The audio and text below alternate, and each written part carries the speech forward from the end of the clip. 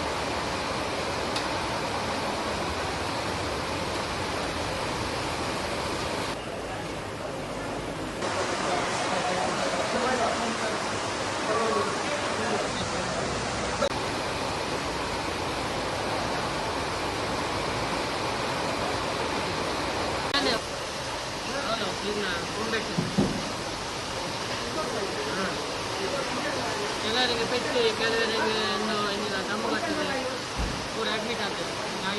7 ಜನ ಅಡ್ಮಿಟ್ ಆಗ್ತದೆ.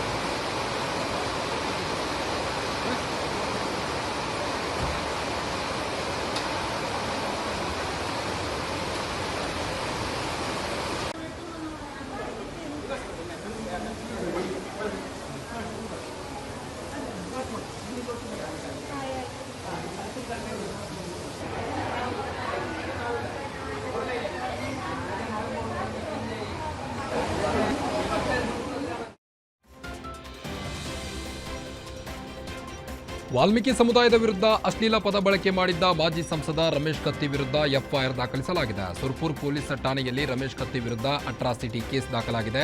Belagavi DCC bank ಚುನಾವಣೆಯ ವೇಳೆ ವಾಲ್ಮೀಕಿ ಸಮುದಾಯದ ಬಗ್ಗೆ ರಮೇಶ್ ಕತ್ತಿ ಅವಹೇಳನಕಾರಿ ಹೇಳಿಕೆ ನೀಡಿದ್ದಾರೆಂದು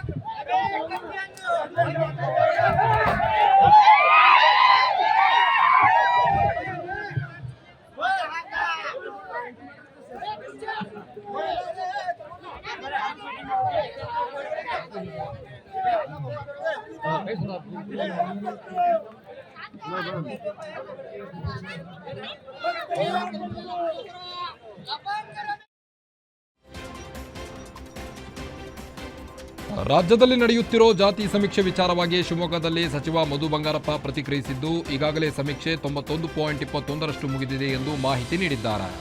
ಇನ್ನು ಬಜೆಟ್ ಘೋಷಣೆ ಮಾಡಲು ಈ ಸಮೀಕ್ಷೆ ಸಹಕಾರಿಯಾಗಲಿದೆ. ಸಮೀಕ್ಷೆಯಲ್ಲಿ ಭಾಗಿಯಾದ ದೇವೇಗೌಡರು ವೈರಲ್ ಫೀವರ್, ಮೊಣಕಾಲು ನೋವಿನಿಂದ ಬಳಲುತ್ತಿದ್ದರು. ಮಣಿಪಾಲ್ ಆಸ್ಪತ್ರೆಯಲ್ಲಿ ಚಿಕಿತ್ಸೆ ಪಡೆದು ಗುಣಮುಖರಾಗಿದ್ದಾರೆ.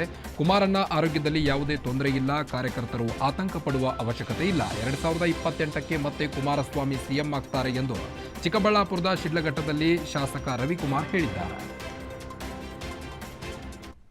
ಈಗಾಗಲೇ ಅಂದರೆ 4 ದಿವಸ ನಡೆದಂಥ ಸಭೆಯಲ್ಲಿ ನಮ್ಮ ಕುಮಾರಣ್ಣವರು ಪಕ್ಷದ ಎಲ್ಲ ಮುಖಂಡರು ಶಾಸಕರು ಮಾಜಿ ಶಾಸಕರು ಮುಂದೆ ಅವರು ಸ್ಪಷ್ಟೀಕರಣ ಕೊಟ್ಟಿದ್ದಾರೆ.